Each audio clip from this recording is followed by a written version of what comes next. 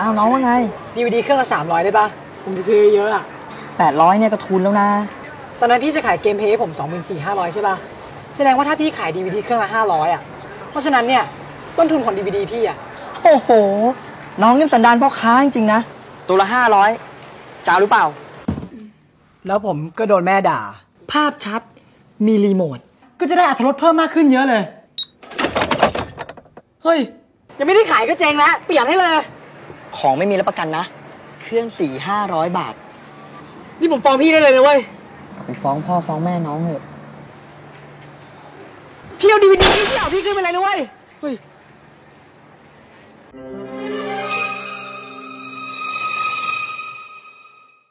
Balik lagi di segmen cerita film Thailand. Kali ini kita akan membahas film bertajuk The Billionaire. Kalian mau kaya? Nonton video ini. Kalau gitu kita langsung meluncur. Film diawali dengan seorang pemuda bernama Top yang pergi meminjam 10 juta baht yang kalau dengan kurs sekarang setara dengan 4,5 miliar rupiah. Tentu orang bank ini nggak menggubris Top. Tapi dia tetap berdiam di sana. Maka dari itu, si orang bank memberi kesempatan pada Top untuk merubah pikirannya.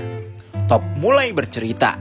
Dimulai dari saat SMA, dia adalah seorang gamer online akut. Saking jagonya, dia punya banyak item langka.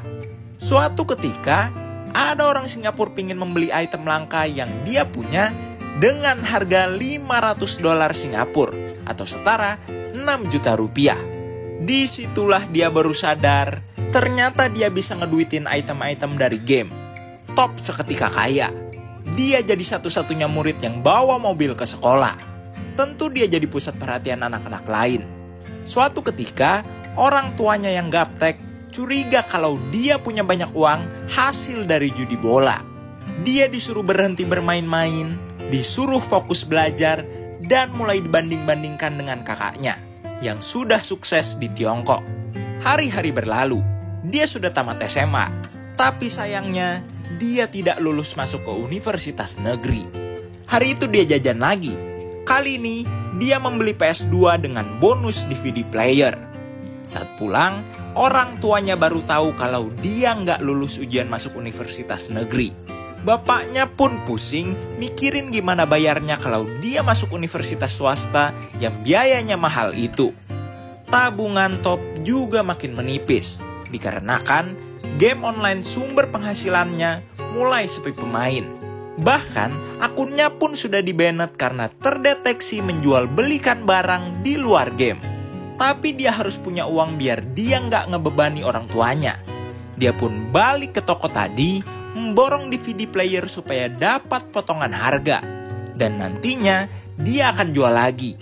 Tapi pas coba presentasiin barang jualannya ke pembantu dan ibunya, baru ketahuan kalau DVD player itu adalah DVD player merek abal-abal. Banyak unitnya yang rusak. Top pun meminta uangnya balik. Tentu si penjual bodoh amat. คนที่เขาไม่โง่อ่ะเขาก็รู้กันทั้งนั้นแหละ นี่ผมฟ้องพี่ได้เลยนะเว้ยไปฟ้องพ่อฟ้องแม่น้องเถอะพี่เอา DVD พี่เอาพี่ขึ้นไปเลยนะเว้ยเฮ้ยไอ้ค่ากระจกที่แตกอะยังไม่ถึงครึ่งหนึ่งของที่พี่โกงผมหรอก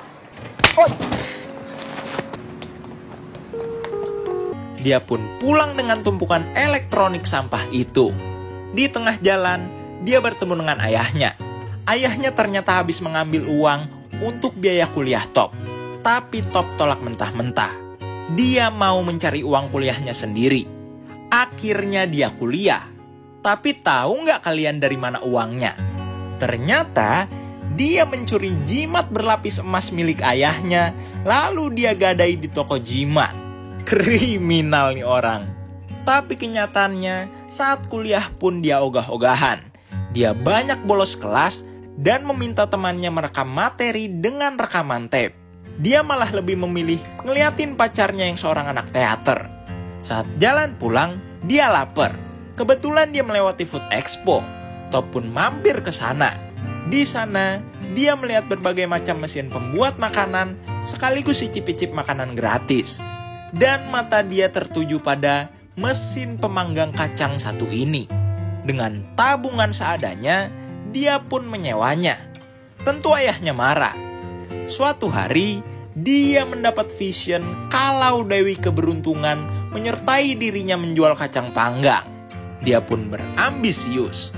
Setiap harinya dia berkeliling ke semua penjual kacang panggang, menanyai kiat-kiat menjual kacang panggang. Dia bahkan mengabaikan kuliahnya. Dan saat dia mendapat semua rahasia dari berbagai tukang kacang pun, dia mulai membuat punya dirinya sendiri. Dan surprisingly enak. Dengan pedenya, dia langsung menyewa tempat di mall. Pembantunya diajari cara memanggang kacang dan menjualnya saat dia sedang ada kelas. Tapi ternyata tidak laku. Suatu hari, saat menemani pacarnya belanja, tiba-tiba dia menyadari sesuatu saat melihat para peminta sumbangan yang berada di depan pintu toilet. Yang gak kalah penting saat berbisnis adalah lokasi. Sepulang dari sana dia buru-buru menemui pengelola mall, meminta pindah ke tempat persis di pintu masuk utama mall. Di hari pertamanya pindah, bertepatan dengan ujian di kampus. Tiba-tiba, telepon Top berbunyi terus.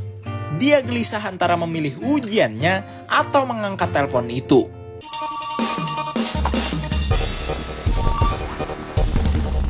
ผมขอรับโทรศัพท์ได้ไหมครับ ครูจะถือว่าคุณทุจริตในการสอบ นี่มันวิชาบังคับนะคะนักศึกษา อะไรนะลุง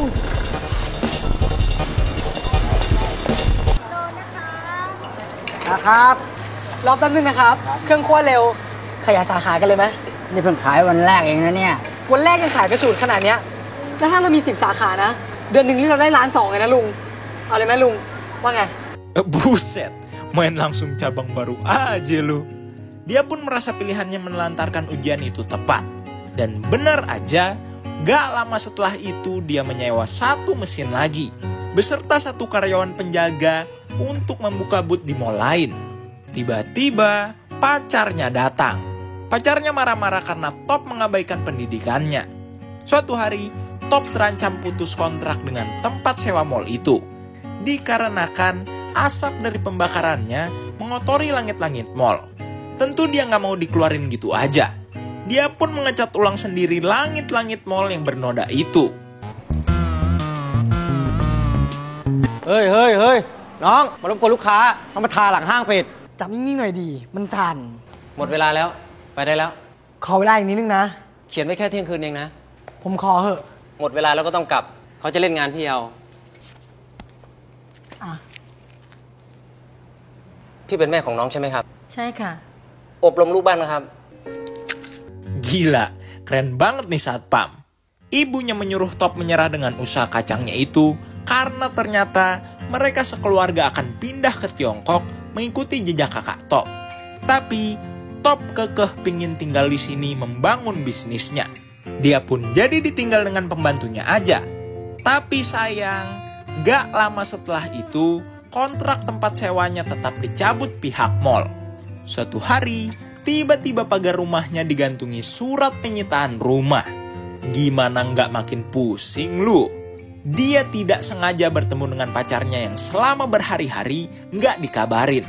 Akhirnya dia menceritakan kegagalan bisnisnya itu pada pacarnya. Tapi lagi-lagi solusi pacarnya adalah menyuruh Top melanjutkan pendidikannya. Kebetulan pacarnya membawa oleh-oleh rumput laut goreng. นี่อร่อยถึงขนาดแบกไปกินทั่วกรุงเทพเลยเหรอ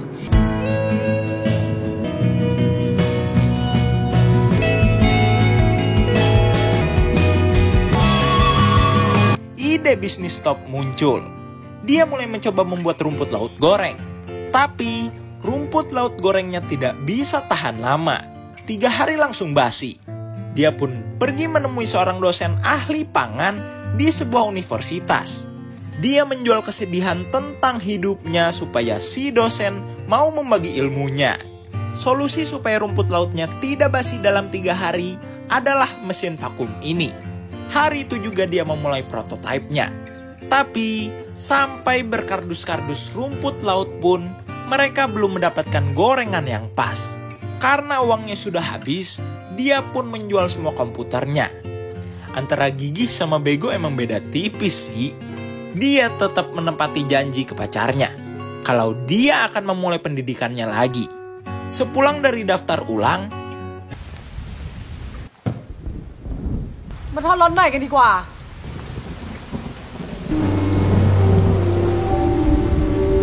ลุง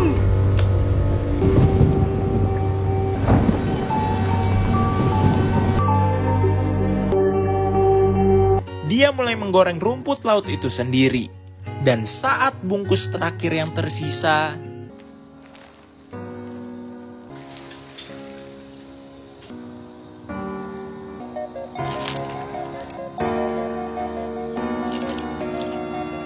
akhirnya dia mendapat gorengan yang pas.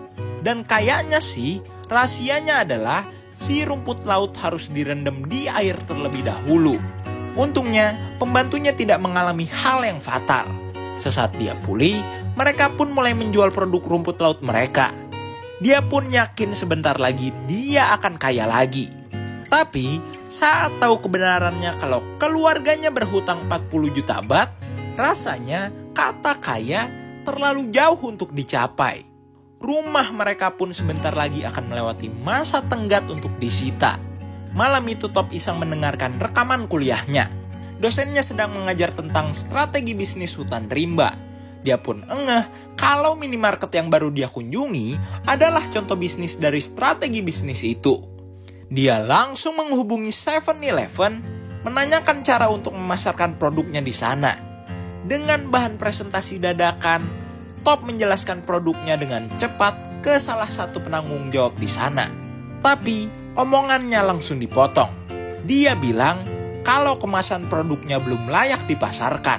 Kemasannya nggak menarik, ukuran tiap produknya juga kebesaran. Tentu Top kecewa. Saat pulang, kebetulan pacarnya mampir ke rumah.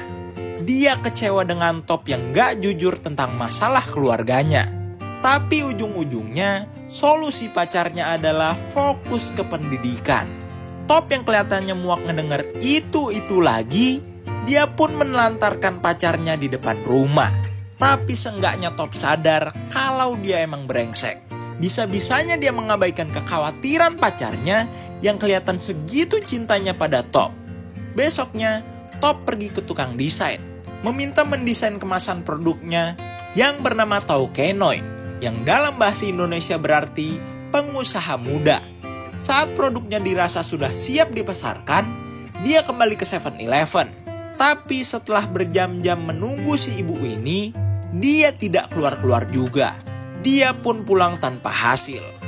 Saat di lift, dia menawarkan produknya itu pada satpam gedung. Dia merasa harapannya sudah pupus. Dia akan menyusul keluarganya segera. Di sisi lain, produknya yang dikasih ke satpam diminta orang kantor. Karena enak, dia membagikan produk Top itu ke teman-temannya. Dan sampailah produk itu ke tangan si ibu ini. Besoknya, dia langsung dipanggil untuk menandatangani kontrak. Tapi syaratnya adalah setiap bulannya dia harus mengirim 72.000 kemasan. Wadaw! Dan sebelum itu juga akan ada inspeksi pabrik produksi yang akan menyatakan apakah produk Taukenoi ini layak atau tidak. Dan itulah kenapa dia hari ini pingin meminjam 10 juta baht ke bank. Ia buat bikin pabrik.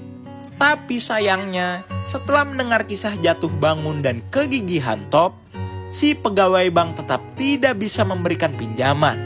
Dikarenakan Top yang belum cukup umur, juga riwayat hutang keluarga Top yang membludak. Lagi-lagi Top putus harapan. Top siap menyusul keluarganya. Dia pun menjual mobilnya dan berniat pingin menebus jimat ayahnya yang dia gadaikan dulu. วันนี้มีอะไรมาปล่อยอ่ะ ผมจะมาซื้อพระคืน องค์ไหน ตรงเนี้ย องค์นี้เล่นกัน 3-4 ล้านแล้วยังมีปัญญาเช่าเหรอวะ ตอนนั้นมึงขายพี่100,000อ่ะ สมเด็จเนี่ยนะเขาเล่นกันเป็นล้านมานานแล้ว มึงเอาพระพ่อกูคืนมา กูบอกว่าพระพ่อกูเฮ้ยกูบอกว่าพระพ่อไปเลยวะไปกูไปโกงมาเหรอ Kekesalan itu memantik semangat Top lagi. Dia membuka paksa ruko milik keluarganya yang disita bank. Kriminal emang si anjing. Dan dia pun mulai membangun pabrik kecilnya dengan sisa-sisa uang di tabungannya. Saat pindahan dari rumahnya yang disita itu ke ruko, dia tidak sengaja bertemu dengan pacarnya yang kini sudah menjadi pacar orang lain. Singkat cerita, pabriknya jadi. Pihak inspeksi pabrik datang. Entah dari mana tiba-tiba Top punya banyak karyawan. Kelihatannya masih banyak detil-detil kecil di pabrik Top yang tidak sesuai standar. Tapi Top berjanji akan memperbaiki itu semua. Pembantu Top yang takut hasil inspeksinya ini gagal, menyuruh Top menyogoknya dengan uang. Tapi tidak Top lakukan. Hari-hari berlalu. Hasil laporan inspeksi pun dikirim ke fax email pabrik Top. Dan keputusan 7-Eleven adalah มึงแม่งโมอะไรตอนนี้วะ อ่านไม่ออกกันลุง เอาไปส่องไฟฟ้าดูสิ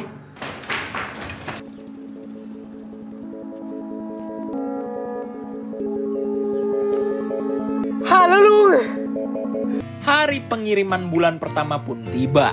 72.000 produk Tokenoy dikirim dengan truk besar ke gudang utama 7-Eleven.